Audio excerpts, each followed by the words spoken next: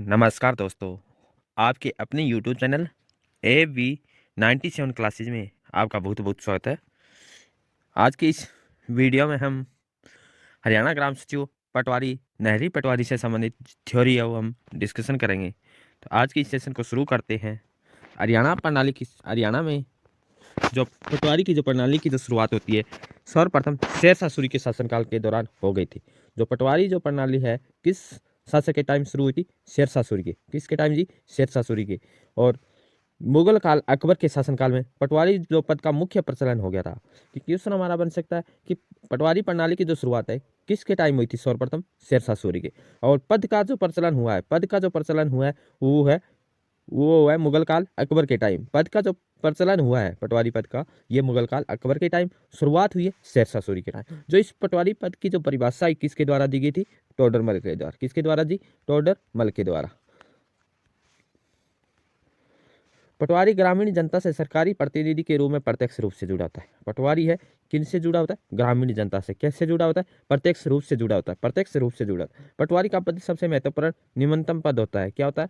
महत्वपूर्ण और न्यूनतम पद होता है। हरियाणा में पटवारी पद का जो चयन है किसके द्वारा? HSC हरियाणा कर्मचारी चयन आयोग के द्वारा किया जाता है। परंतु जो नियुक्ति है पटवारी की, ये किसके द्वारा? राजस्व विभाग। किसके द्वारा? राजस्व विभाग के द्वारा। चयन होता है HSC Haryana staff selection commission के द्वारा, और नियुक्ति है वो राजस्व विभाग के द्वारा। और पटवारी पद का जो प्रचलन हुआ था वो किसके टाइम हुआ था? प्रचलन हुआ था शेरशाह सूरी के टाइम। शुरुआत है वो शेरशाह सूरी, और मुख्य पद है वो प्रचलन हुआ था अकबर काल के टाइम। परिभाषा टोडरमल के द्वारा दी गई थी। और गांव की संपूर्ण भूमि संपत्ति का रक्षक कौन होता है? गांव की जो संपूर्ण भूमि है, संपत्ति का जो रक्षक है वो पटवारी होता है। पटवारी को अलग अलग राज्यों के नाम से जाना जाता है। जैसे पंजाब हरियाणा में क्या है? पटवारी। पंजाब में पिंड दिमा। पंजाब में क्या बोला जाता है? पिंड दिमा। राजस्थान में हाकिम साहिब बोला जाता है। तमिलनाडु में कारनाम अधिकारी कहा जाता है। महाराष्ट्र में तलहटी कहा जाता है पटवारी को। उत्तर प्रदेश में पटवारी को लेखपाल कहा जाता है। गुजरात में पटवारी को कुलकर्णी कहा जाता है। उत्तराखंड में पटवारी को राजस्व पुलिस कहा जाता है। पटवारी के क्या कार्य है? पटवारी के जो कार्य है, पटवारी अपने पटवार हल्का में जमाबंदी, डिग्री, राजस्व वसूली, कृषि भूमि की गिरदावरी रिपोर्ट, भूमि की नकल कौन करता है? पटवारी। खसरा से संबंधित जानकारी हो कौन रखता है? पटवारी। वर्तमान में भूमि संबंधी अभिलेख कंप्यूटर द्वारा सुरक्षित रखा जाता है। किसके द्वारा? कंप्यूटर के द्वारा। भूमि संबंधी अभिलेख है कंप्यूटर के द्वारा सुरक्षित रखा जाता है, और जिनमें भूमि संबंधी सभी जानकारी अभिलेख ऑनलाइन से प्राप्त कर सकते हैं। किससे प्राप्त कर सकते हैं? ऑनलाइन से। पटवारी भू राजस्व को तहसील मुख्यालय के कोषागार में जमा करवाता है। पटवारी भू राजस्व है वो कहाँ जमा करवाता है? तहसील मुख्यालय के, जो तहसील है तहसील मुख्यालय के कोषागार में। और सिंचाई कर व अन्य शुल्क की वसूली भी करता है। कौन? पटवारी। पटवारी के कर्तव्य क्या है? प्रत्येक भूमि पर फसल पर उगाई जाने वाली फसलों का रिकॉर्ड बनाए रखना। प्रत्येक भूमि पर फसल की उगाई जाने वाली फसलों का रिकॉर्ड बनाए रखना किसका काम? पटवारी का। फसल उत्परिवर्तन और अधिकारों के रिकॉर्ड के बारे में सांख्यिकी जानकारी तैयार करना पटवारी का कर्तव्य है। पटवारी की जिम्मेदारियां। पटवारी है जिले के तहसीलदार को रिपोर्ट करता है। पटवारी है किसको रिपोर्ट करेगा? तहसीलदार को। किसानों की समस्या को शासन व प्रशासन तक पहुंचाना किसका काम है? शासन व प्रशासन तक पहुंचाना। किसानों की आज समस्या है वो शासन और प्रशासन तक कौन पहुंचाता है? पटवारी। अपने क्षेत्र का भूमि स्वामित्व और भूमि कर संग्रह रिकॉर्ड बनाए रखने के लिए पटवारी जिम्मेदार होता है। भूमि कर संग्रह रिकॉर्ड बनाए रखना किसका काम है? पटवारी की जिम्मेदारी होती है। केंद्र सरकार ने क्या है? केंद्र सरकार ने 2005 भूमि जमीन का ऑनलाइन रिकॉर्ड रखने के लिए पटवारी इंफॉर्मेशन सिस्टम नामक सॉफ्टवेयर विकसित किया था। जो इंफॉर्मेशन सिस्टम नामक सॉफ्टवेयर है भूमि जमीन का ऑनलाइन रिकॉर्ड रखने के लिए कब किया है? 2005 में। और हरियाणा में कुल पटवार सर्कल कितने हैं? पटवार जो सर्कल है 2691, और कानून सर्कल कितने? 256। पटवार सर्कल कितने? 2691, और जो कानून सर्कल कितने? 256। नहरी पटवारी। हरियाणा सरकार ने उत्तर भारत जल निकासी अधिनियम 1873 को निरस्त करके कौन सा अधिनियम पारित किया है? हरियाणा नहर जल निकासी अधिनियम 1974 पारित किया है। कि हरियाणा नहर जल निकासी अधिनियम 1974 पारित हुआ है वो किस अधिनियम के तहत आया है? कौन से अधिनियम को निरस्त करके आया है? उत्तर भारत जल निकासी अधिनियम 1873 को निरस्त करके हरियाणा नहर जल निकासी अधिनियम 1974 आया है। एक नहर पटवारी क्या होता है? वह अधिकारी होता है जो नहर के पानी के राजस्व का आंकलन और संग्रह करता है। नहर के पानी के राजस्व का जो आंकलन और संग्रह करता है वो कौन होता है? नहरी पटवारी होता है। और जमीनी और वो संपत्ति को रिकॉर्ड कौन करता है? जो भूमि पटवारी होता है वो। नहरी पटवारी के कार्य और कर्तव्य: समय पर खेतों में नहर पानी की आपूर्ति को सुनिश्चित करना किसका काम है? नहरी पटवारी का। खुद कर कसरा बुक में सिंचाई की बुकिंग करना: जो नहरी पटवारी है, नहरी जो पटवारी है, कौन सी बुक में सिंचाई की बुकिंग करना का कार्य है? वह खुद कर जो कसरा है उसमें। सिंचाई की डिमांड स्टेटमेंट तैयार करना नहरी पटवारी। अपने क्षेत्र के अधिकारियों को गैर अधिकृत सिंचाई और पानी की बर्बादी के समय मामलों को रिपोर्ट देना किसका काम है? नहरी पटवारी का। राजस्व नियमावली पैरा 1.18 और नियम 44 नहर अधिनियम के तहत मांग पर्ची खास और पक्का पर्चा दोनों तैयार करना किसका काम है? नहरी पटवारी का। 1974 जो हरियाणा जल नहर अधिनियम है, ये उत्तर भारत हरियाणा जल अधिनियम 1873 को निरस्त करके 1974 अधिनियम आया था। इसमें क्या है? 17 को संशोधित करना। नहर अधिनियम को योजना है 1974 की, जो 17 संशोधित करना। तनाव मामलों की सूची तैयार करवाना नहरी पटवारी। शुद्ध कर खसरा: एक तो शुद्ध कर खसरा में फसलों की रिकॉर्डिंग करना और बुआई की अंतिम माप की तिथि करना, माप की जो तिथि है वो तैयार करना। फसलों की रिकॉर्डिंग करना, बुआई और अंतिम माप की तिथि को तारीख को तैयार करना, क्या? शुद्ध कर खसरा। तो शुद्ध कर आ जाएगा तो वो क्या है?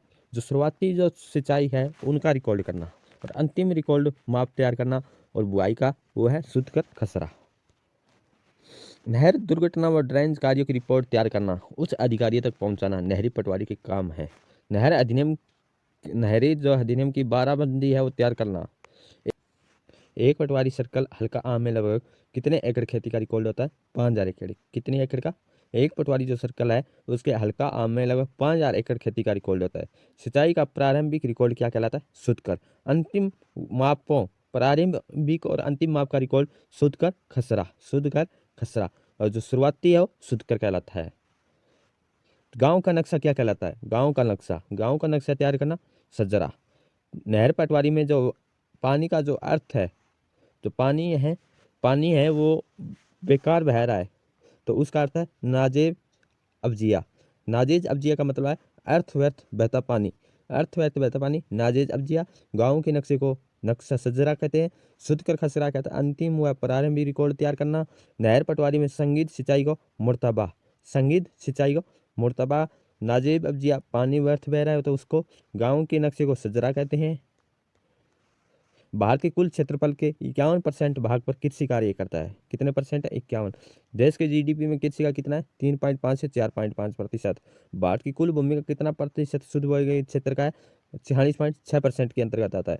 प्रतिभूमि क्या होती है? वह भूमि जो 1 से 5 साल तक कोई फसल नहीं उगाई जाती, वो क्या है? प्रतिभूमि कहलाती है।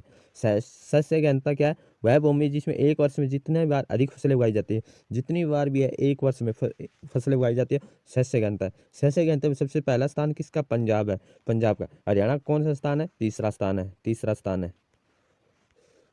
स्वतंत्रता के बाद प्रतिभूमि सुधार की दिशा में उठाए गए कदम। बिचौलियों का अंत करना। आज़ादी के बाद कहा गया कि जो बिचौलियों का अंत करके जमींदारी प्रथा को खत्म करके कौन सा नियम लेना है? काश्तकारों को जमीन का मालिक बना दिया गया। काश्तकारों की जमीन को मालिक बना दिया कौन से प्रथा को खत्म करके? बिचौलिया जमींदारी प्रथा को खत्म करके। काश्तकारी सुधार राष्ट्रीय भूमि नीति के तहत राष्ट्रीय भूमि नीति के तहत काश्तकारों में सुधार किया गया। काश्तकारी क्या था? जो जमींदारी पर था उसको समाप्त करके काश्तकारी अधिनियम बनाया था और राष्ट्रीय भूमि नीति के तहत उस भूमि का स्वामी था उसे बनाने पर जोर दिया जो उससे जोते बोए गए हैं। राजस्व नियम क्या है? स्वतंत्रता से पहले, आज़ादी से पहले 1947 से पहले लगान दर कुल उपज कितनी थी? 50% थी। फिर कितने घटा दी थी? 20-25% घटा दी गई थी। हदबंदी कानून कब आया था? हदबंदी कानून है 1954 में। कब आया था? 1954 में। क्या है हदबंदी? भारत में 1/4 किसान भूमिहीन है। कितने किसान भूमिहीन है? 1/4।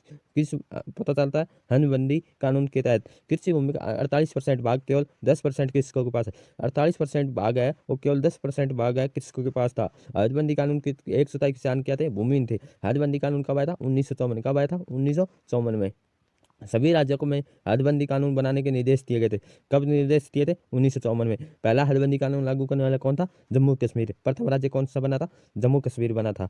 कोई भी भूमि परिवार अपने पास कितने अधिक से अधिक हेक्टेयर भूमि नहीं रख सकता? 22.7 हेक्टेयर। 22.7 हेक्टेयर। कौन से नियम के तहत? हदबंदी। हदबंदी कब आया था? 1954 में। कब आया था? 1954 में। और पहला राज्य कौन सा था? जम्मू कश्मीर। पहला राज्य कौन सा लागू करने वाला था? जम्मू कश्मीर। जम्मू कश्मीर। चकबंदी। हदबंदी और चकबंदी कब आया था? 1954 में कानून लागू हुआ था। 1980 के दशक में सभी राज्यों में कानून रूप से लागू कर दिया गया था। देश में तेजी से बढ़ रही जनसंख्या वृद्धि और त्रुटिपूर्ण उत्तराधिकार कानून के कारण भू जोतों 1970 71 1990 91 के दौरान देश में भू जोतों का औसत आकार कितना था? 2.28 हेक्टेयर से घटकर कितना हो गया? 1.5 हेक्टेयर पहुंच गया था। 1.5 हेक्टेयर पहुंच गया था। देश में भू जोतों का आकार है 59% आकार कौन से है? 59% के आकार है कैसे है? 59%। 59% का आकार है हेक्टेयर से कम। हेक्टेयर से कम। जो 59% का आकार है 1 हेक्टेयर से कम। और 32.2% का आकार है 1 से 4 हेक्टेयर के बीच में।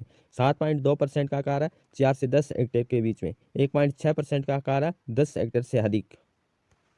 देश में भू जोतों का जो औसत आकार है राजस्थान में सबसे अधिक व केरल राज्य में सबसे कम है। देश में सबसे भू जोत जो आकार है राजस्थान में सबसे ज़्यादा और केरल में सबसे कम है। भूमि रिकॉर्ड को अद्यतन करना। भूमि रिकॉर्ड को अद्यतन जो अद्यतन है करना क्या है? देश में भूमि रिकॉर्ड 1985-86 को जो अद्यतन है करने के लिए एक आंदोलन चलाया था। क्या? सॉरी, आंदोलन चलाया था। इसके बाद भू स्वामी और काश्तकारों की कानूनी मान्यता प्राप्त पासबुक जारी की गई थी। 8 वर्षीय पंच योजना में जो 8वीं पंचवर्षीय योजना थी उसमें क्या किया था? कंप्यूटरीकृत करने की शुरुआत की थी भूमि रिकॉर्ड को। भूमि रिकॉर्ड को क्या है? कंप्यूटर में सारा जो डाटा है वो बही खाते की बजाय किस पे? कंप्यूटर में हुआ करवाया जाए सारा कार्य। कौन सी पंचवर्षीय योजना थी? 8वीं पंचवर्षीय योजना थी और 102 जिलों में लागू की गई थी। वर्तमान में सभी जिलों में क्या ऑनलाइन कंप्यूटरीकृत है। सारा डाटा कहाँ? कंप्यूटर पे होता है। जमींदारी प्रथा। जमींदारी प्रथा क्या थी?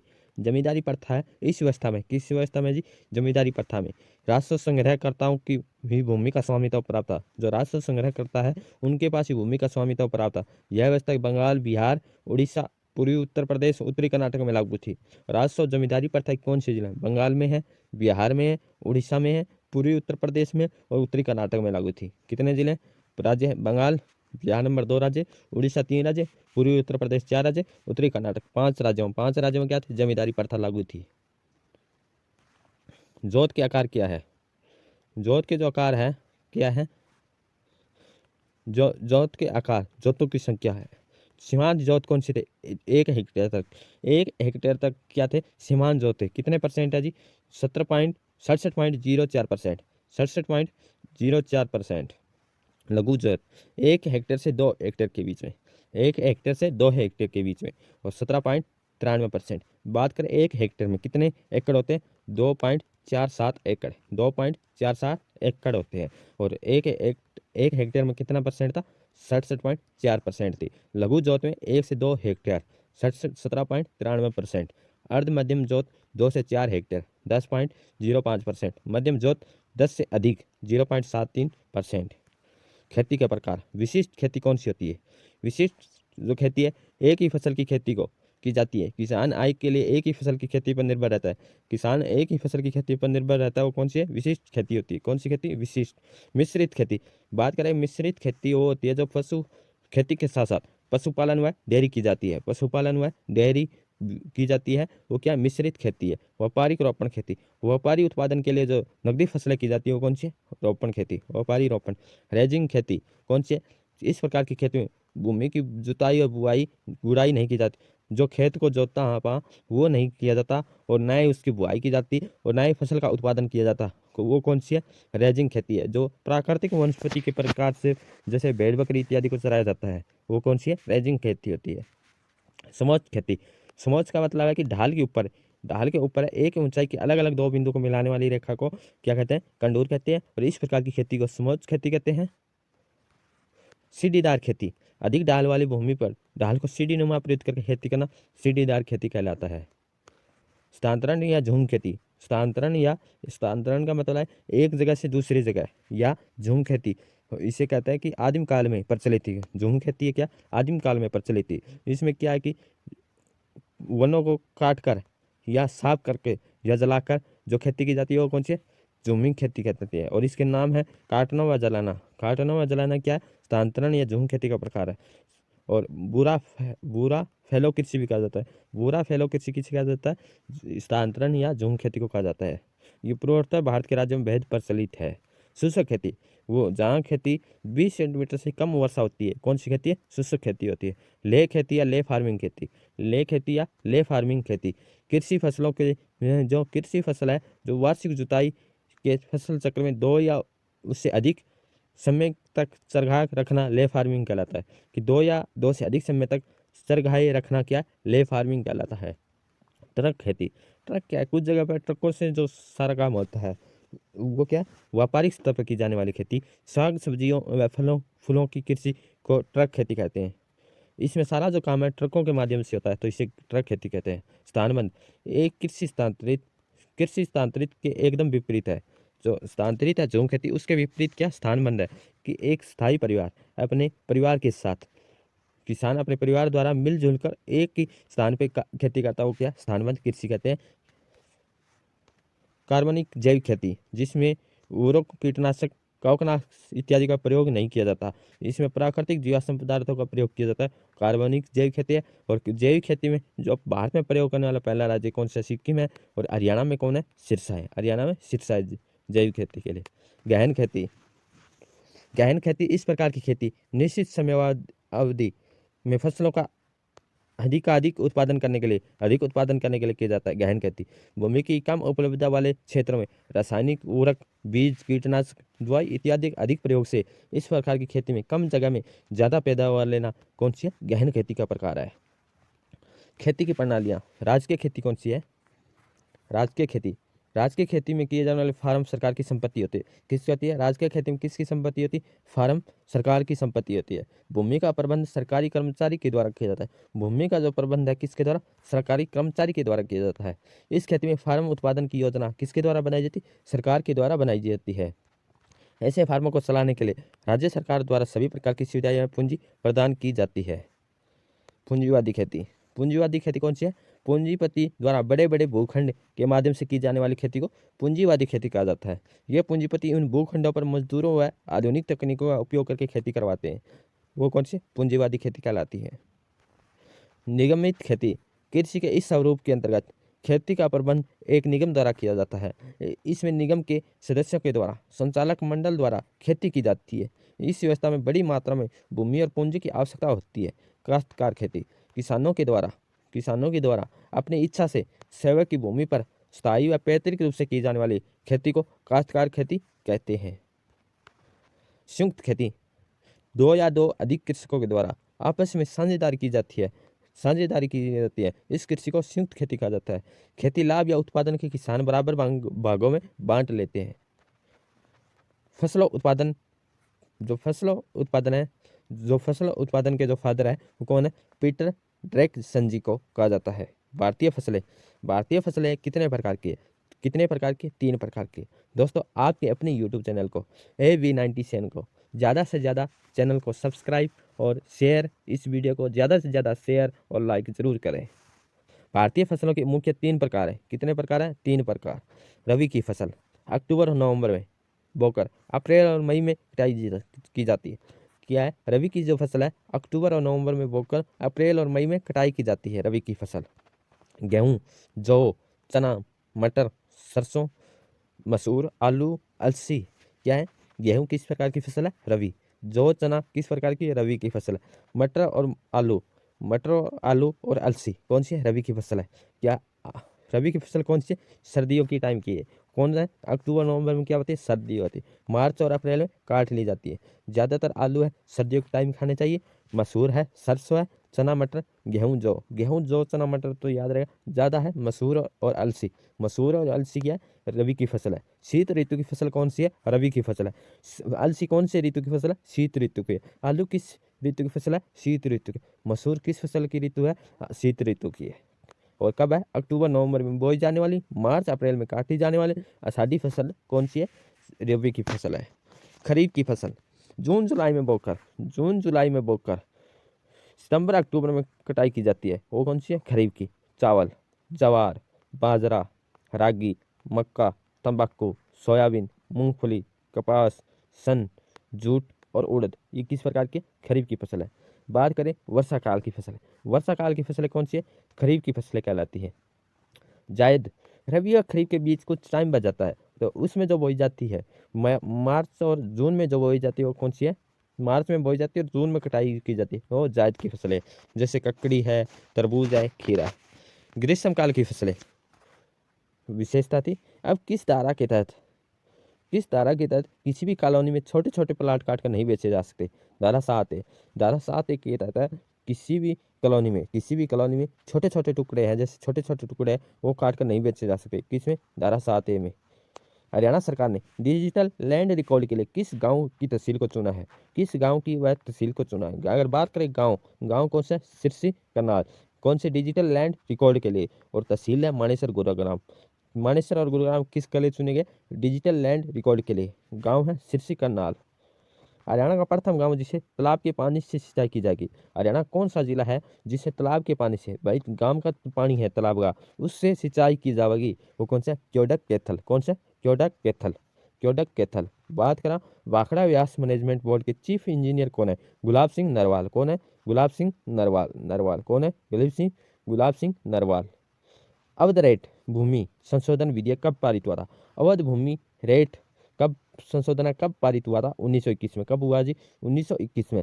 आगरा काश्तकारी अधिनियम कब पारित हुआ था? 1926। अवध रेट भूमि अधिनियम 1921 में पारित हुआ था विधेयक, जो आगरा काश्तकारी 1926 में पारित हुआ। 1926 में।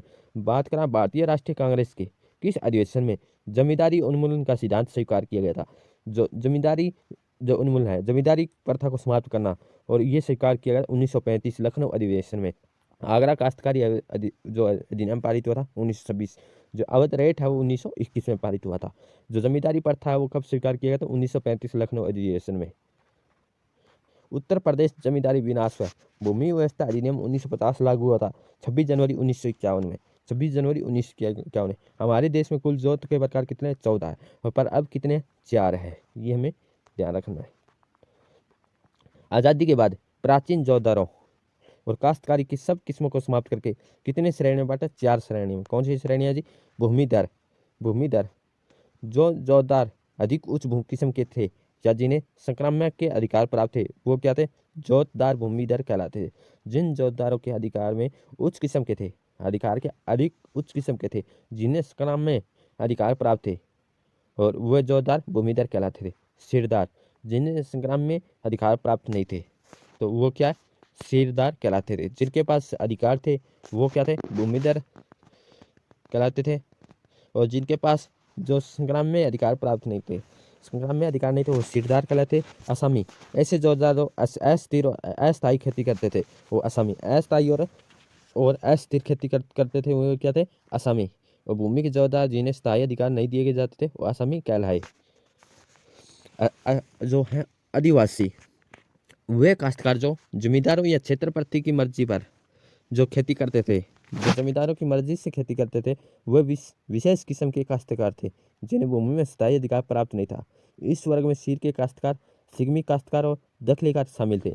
कौन से थे? सिकमी और दखलीकार। ऐसी काश्तकार संख्या में बहुसंख्या तो बहुत से ज़्यादा थे। कृषकों की हितों की रक्षा करते हुए सरकार ने इसे आदिवासी बना दिया। संक्राम में अधिकार वाला भूमिदर क्या था? वो भूमिदर सभी जोतदारों में सर्वश्रेष्ठ किस्म के माने जाते थे। जो संक्राम में है वो क्या थे? उच्च किस्म वाले थे, और इन्हें क्या? सर्वश्रेष्ठ किस्म के माने जाते थे। क्या थे? सर्वश्रेष्ठ किस्म के माने जाते थे। भूमि में इनके अधिकार स्थायी और वंशानुगत व संक्राम में थे। क्या थे? वंशानुगामी थे और संक्राम में थे। जोतदार भूतपूर्व श्रय मुयमन काश्तकार जैसे हैं। भूमिदर कितने प्रकार के थे? 3 प्रकार के थे। भूमि का उपयोग करना, घोषणा पाने का अधिकार, अंतरण का अधिकार और विनिमय का अधिकार, ये क्या थे? संग्राम्य के पास थे। असंग्राम्य अधिकार वाले भूमिदर क्या कहता है? वह भूमि विधि का दूसरा मुख्य जोतदार था। दूसरा मुख्य जोतदार कौन था? असंग्राम्य। भूमि में इनका स्वामित्व स्थायी और वंशानुगामी था, परंतु संग्राम्य नहीं था। यह भूमिदर 5 किस्म के होते थे। कितने किस्म के? 5 किस्म के होते थे। असमी, यह जोतदार की एक तुच्छ किस्म है यह कृषकों का एक छोटा समूह है। असामी के अधिकार वंशानुगामी तो है परंतु स्थायी या संक्राम्य नहीं है। असामी की हैसियत सिक्किमी काश्तकार के समान है। जब कोई असक्षम भूमिधर अधिनियमानुसार अपनी भूमि किसी अन्य व्यक्ति के लगान पर देता है तो लगान पर लेने वाला ऐसा व्यक्ति असामी कहलाता है। असामी क्या कहलाता है? जब कोई भूमिधर अधिनियमानुसार अपनी भूमि किसी अन्य व्यक्ति को लगान पर देता है तो लगान पर लेने वाला ऐसा व्यक्ति असामी कहलाता है। क्या कहलाता है? असामी कहलाता है। प्राचीन काल में राजाओं के द्वारा भूमि उपज का छठवां भाग मालगुजारी भूमि कर के रूप में दिया जाता था। प्राचीन काल में राजाओं के द्वारा भूमि उपज का कितना भाग, छठा भाग किसके द्वारा लिया जाता था? किस रूप में? मालगुजारी के रूप में। मालगुजारी के रूप में कितना भाग लिया जाता? छठा भाग। और मुस्लिम काल में टोडरमल बंदोबस्त द्वारा यह भूमि का उपज कितना था? 1/3 भाग रखा। प्राचीन काल में राजाओं के द्वारा भूमि उपज का भाग जो कितना भाग है मालगुजारी के रूप में लिया जाता, छठा भाग। और यही भाग जो मालगुजारी भूमिकर के रूप में लिया जाता जो भाग जो टोडरमल बंदोबस्त के टाइम कितना था? 1/3 भाग था, 1/3 भाग। और प्राचीन काल में राजाओं के टाइम 1/6 भाग कितना था भूमि का? 1/6 भाग। और मालगुजारी 2 किस्तों में होती है। मालगुजारी कितने टाइम में होती थी? 2 किस्तों में। जो प्राचीन काल में कितना? 6 भाग था। और टोडरमल के भाग कितना? 1/3 भाग था। मालगुजारी कितने टाइम किस्तों में होती थी? कितने किस्तों में? 2 किस्तों में होती थी। कितने किस्तों में? 2 किस्तों में। पहली किस्त कौन सी थी? खरीफ फसल, खरीफ। दूसरी कौन सी थी? रबी किस्म, रबी की किस्त होती थी, रबी की किस्त होती थी। मालगुजारी के 1 वर्ष 1 जुलाई से 30 जून को समाप्त होता। मालगुजारी का जो टाइम है वो कितना था? 1 जुलाई से 30 जून तक होता था। 30 जून तक हुआ समाप्त होता था। मालगुजारी के लिए 1/2 भाग का भुगतान पहली किस्त।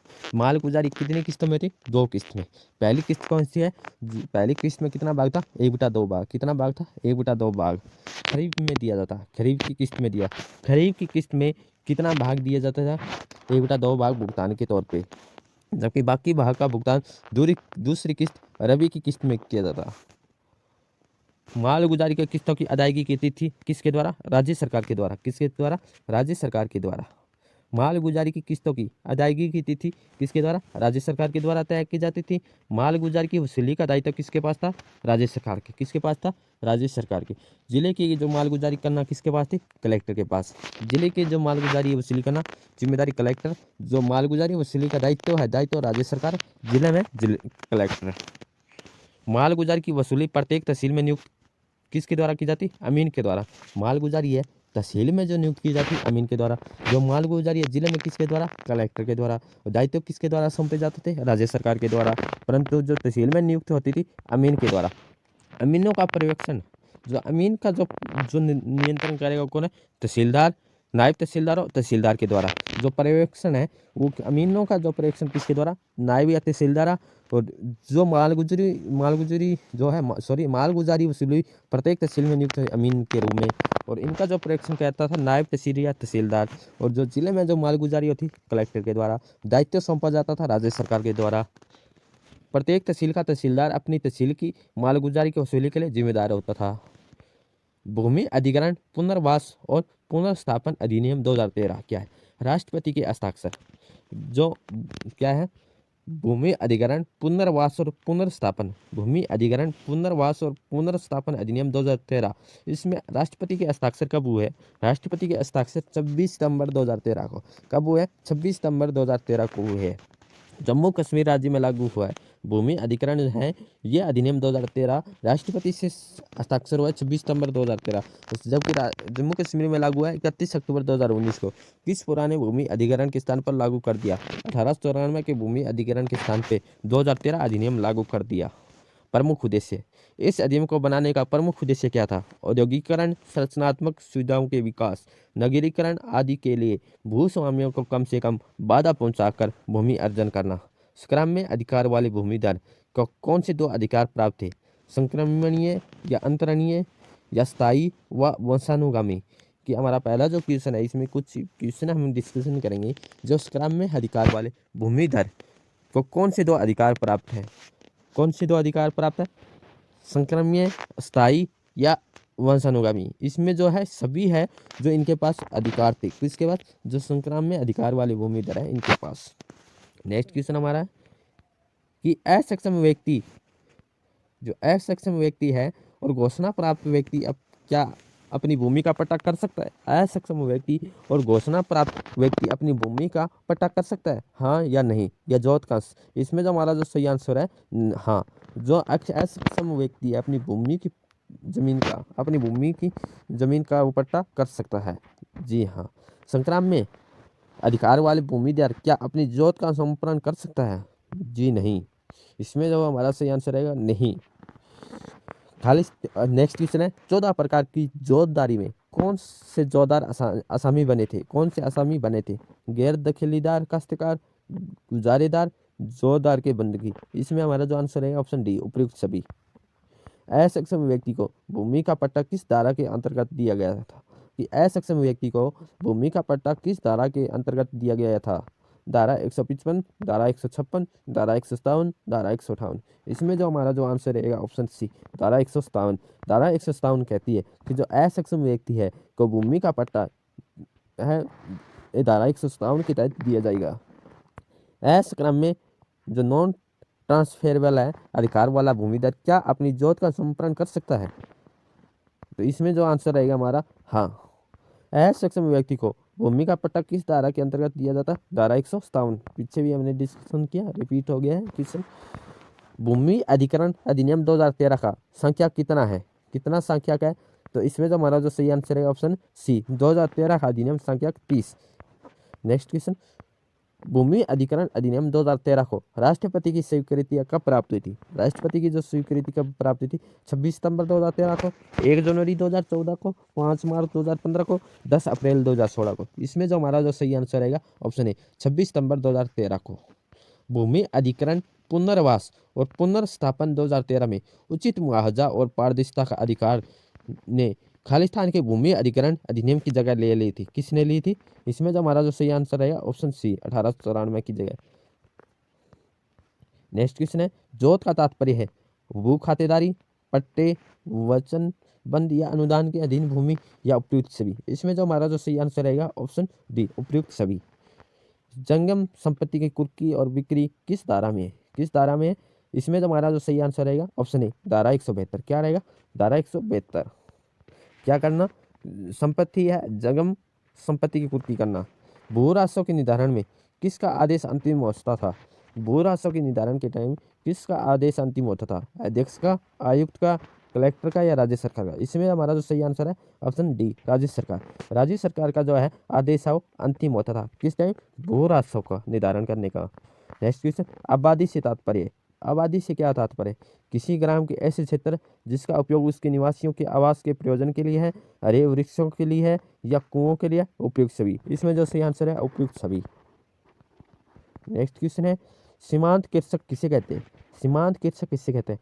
ऐसे खेतीदार जो 2 हेक्टेयर तक असिंचित भूमि धारण करता है। ऐसे खेतीदार जो आधे हेक्टेयर से सिंचित भूमि धारण करता है।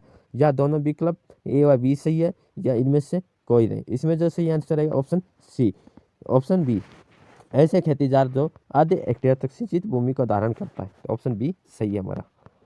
भूमि का प्रारंभिक सर्वेक्षण किस धारा में प्रावधानित है?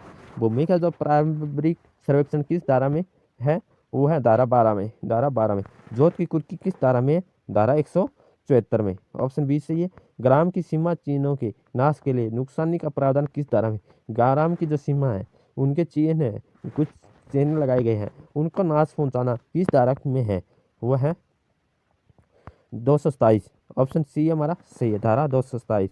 खालिस्तान को भूमि अभिलेखों के प्रबंध के आधुनिकीकरण, भूमि संपत्ति विवाद की गुंजाइश को कम करने, भू अभिलेखों की रख रखाव प्रणाली में पारदर्शिता बढ़ाने के उद्देश्य से अगस्त 2008 में भारत सरकार के द्वारा किया गया था। क्या किया गया था? इसमें हमारा कौन सा आंसर सही रहेगा? अगर बात करें इसमें से हमारा सही आंसर रहेगा ऑप्शन बी, राष्ट्रीय भूमि अभिलेख आधुनिकीकरण कार्यक्रम। राष्ट्रीय भूमि अभिलेख आधुनिकीकरण कार्यक्रम। लगान की गणना कौन करता है? लगान की जो गणना कौन करता है? तहसीलदार, सहायक कलेक्टर, कलेक्टर या उपयुक्त सभी। इसमें जो सही आंसर रहेगा हमारा वो है सहायक कलेक्टर। कौन है? सहायक कलेक्टर। ऑप्शन बी सही है, लगान कौन करता है? सहायक कलेक्टर। नेक्स्ट क्वेश्चन, सार्वजनिक मार्ग, गली, सेतु, नदी, तल इत्यादि पर हक होता है, किसका हक होता है? किसका हक होता है? इसमें होता है राज्य सरकार का। ऑप्शन डी हमारा सही है। किसके द्वारा भूमि के बाजार मूल्य की अवधारण किया जाता है? किसके द्वारा भूमि के बाजार मूल्य का अवधारण किया जाता है? किसके द्वारा किया जाता है? तहसीलदार, सरकार या कलेक्टर या आयुक्त? इसमें जो हमारा जो सही आंसर है ऑप्शन सी, कलेक्टर के द्वारा। भूमि के बाजार मूल्य का अवधारण किसके द्वारा? कलेक्टर के द्वारा। पुनर्वासन और पुनर्स्थापन स्कीम कौन तैयार करता है? कौन तैयार करता है? और कलेक्टर, लेखपाल, प्रशासक या तहसीलदार? इसमें जो हमारा जो सही आंसर रहेगा ऑप्शन ए, ऑप्शन डी, प्रशासक। प्रशासक। नेक्स्ट क्वेश्चन है जी, अनुमोदित पुनर्वासन और पुनर्व्यवस्थापन स्कीम को सार्वजनिक कौन करता है? अनुमोदित पुनर्वासन और पुनर्व्यवस्थापन स्कीम को सार्वजनिक कौन करता है? कौन करता है? सहायक कलेक्टर, सरकार, आयुक्त या कलेक्टर? इसमें जो सही आंसर है आयुक्त। बात करें कि पुनर्वासन और पुनर्व्यवस्थापन स्कीम कौन तैयार करता है? स्कीम तो तैयार करता है प्रशासक, और जो इस स्कीम को सार्वजनिक कौन करता है? स्कीम को तैयार करना किसका काम है? प्रशासक का। जो ये स्कीम है पुनर्वासन और पुनर्व्यवस्थापन स्कीम को तैयार जो करता है वो तो करता है प्रशासक, और सार्वजनिक करते हैं वो कौन है? आयुक्त। भूमि अर्जन अधिनियम 2013 की किस धारा में प्रारंभिक अधिसूचना का प्रकाशन दिया गया है? किस सूची में दिया गया है? वो दिया गया है धारा 11 में। तो दोस्तों आज के इस सेशन को हम यहीं समाप्त करते हैं। क्लास कैसे रही कमेंट सेशन में ज़रूर बताएं, लाइक शेयर और सब्सक्राइब ज़रूर करें, और आज की सेशन को यहीं विराम करते हैं। Thank you all of you.